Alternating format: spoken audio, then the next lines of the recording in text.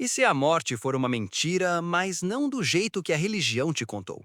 O sistema te ensinou a ter medo do fim, do escuro, do silêncio eterno. Mas e se a física quântica tiver uma notícia muito pior para te dar? E se for impossível morrer? Imagine que você sofre um acidente fatal agora.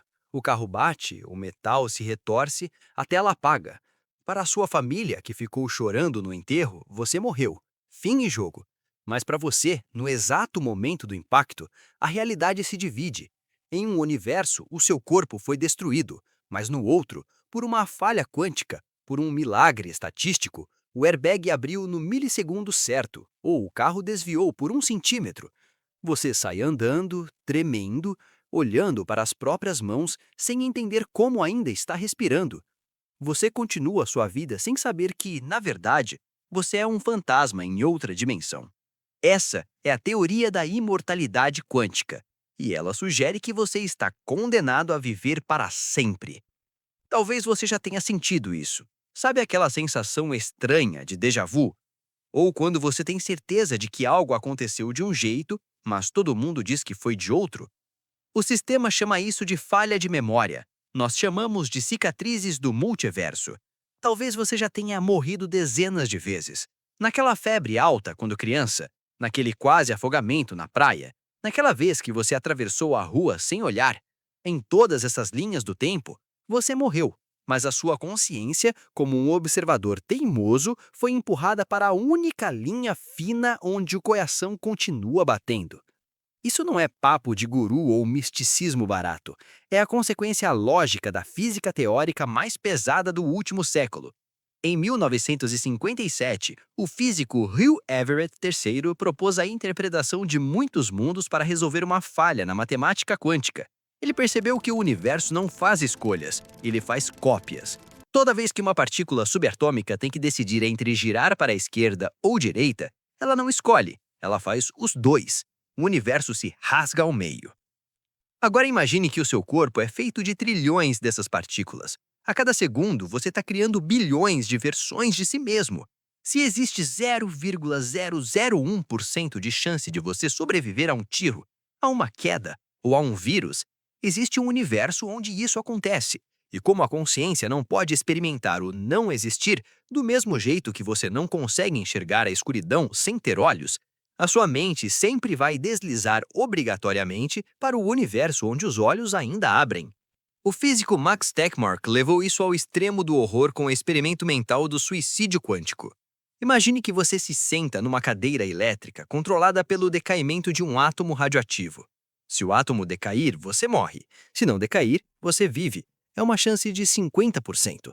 Você aperta o botão. Clique. Nada. Você aperta de novo. Clique. Nada. Você aperta 1000 vezes. Para a plateia que te assiste em quase todos os universos, você morreu na primeira tentativa. Mas para você, preso na perspectiva da primeira pessoa, a máquina sempre falha. A arma sempre trava. A bomba nunca explode. Você se torna a anomalia estatística viva. Mas o biólogo Robert Lanza, pai do biocentrismo, vai ainda mais fundo. Ele diz que a morte não existe porque o tempo e o espaço não são coisas físicas, são ferramentas da nossa mente para organizar a informação. Se a mente cria a realidade, a criatura não pode morrer dentro da própria criação. Você é o projetor do filme. O filme pode queimar, a tela pode rasgar, mas o projetor continua ligado. Você está preso no palco. A ciência diz que viver para sempre é matematicamente possível. O sistema vende a imortalidade como o sonho dourado da humanidade. Bilionários estão agora mesmo investindo fortunas para tentar estender a vida. Mas eles não entendem o que estão pedindo. Vamos usar a sua imaginação para simular a maldição da eternidade. Vamos avançar o relógio e ver o que acontece com a mente humana quando ela é proibida de desligar. Passam-se 30, 40, 50 anos além do seu tempo natural. A primeira dor não é física, é psicológica. É a dor da substituição. Você vê seus pais envelhecerem e morrerem. Depois seus irmãos e, eventualmente, o amor da sua vida vira apenas uma foto na estante. Você fica parado no tempo enquanto todos que definiam a sua identidade viram poeira. Você vai a enterros até cansar. Você faz novos amigos, casa de novo, tem outros filhos, mas você sabe que eles também vão morrer. Com o tempo, você para de se conectar. Você cria uma casca fria. Você se torna um museu vivo de memórias que ninguém mais compartilha. A solidão começa a arranhar a sua sanidade. Passam de 300, 500 anos. O problema agora é biológico. O cérebro humano tem um limite de armazenamento. Nós evoluímos para lembrar de 70, 80 anos de vida. O que acontece quando você tem 500 anos de memórias? Você começa a esquecer não apenas onde deixou a chave, mas quem você é. As memórias antigas são sobrescritas pelas novas. Você esquece o rosto da sua primeira mãe. Você esquece o seu nome original. Você esquece porque começou a viver.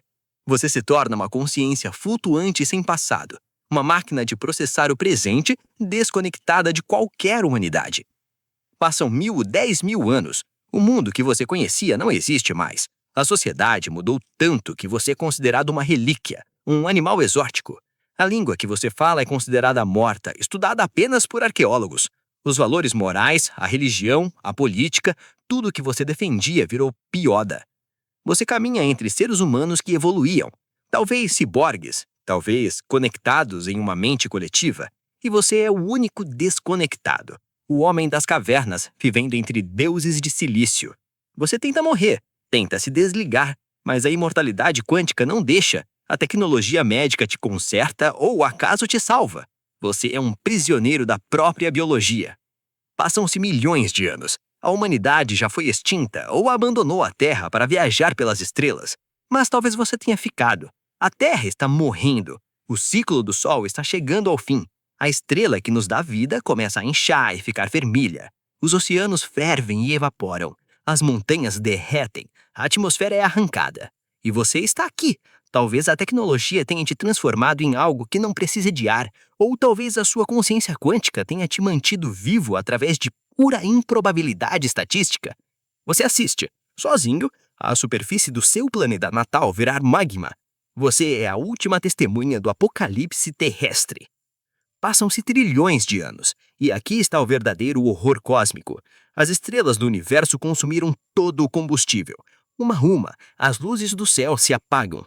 O universo entra na era dos buracos negros. Não existe mais luz, não existe calor, não existe som. A entropia venceu. O universo atingiu a morte térmica. É um vazio frio e absoluto.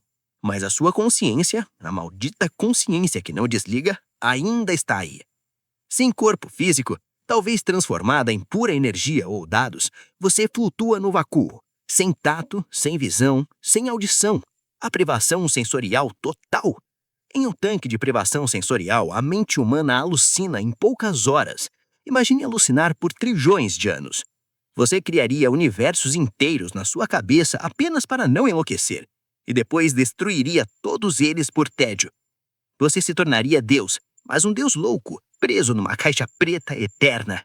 O desejo de morrer seria a sua única oração, mas a morte nunca veria. Isso não é imortalidade. Isso é o inferno em sua forma mais pura. É por isso que o sistema está errado. É por isso que a busca pela vida eterna é uma atrapalha para o ego. Talvez a morte não seja o inimigo a ser derrotado. Talvez a morte seja o maior presente que o universo nos deu.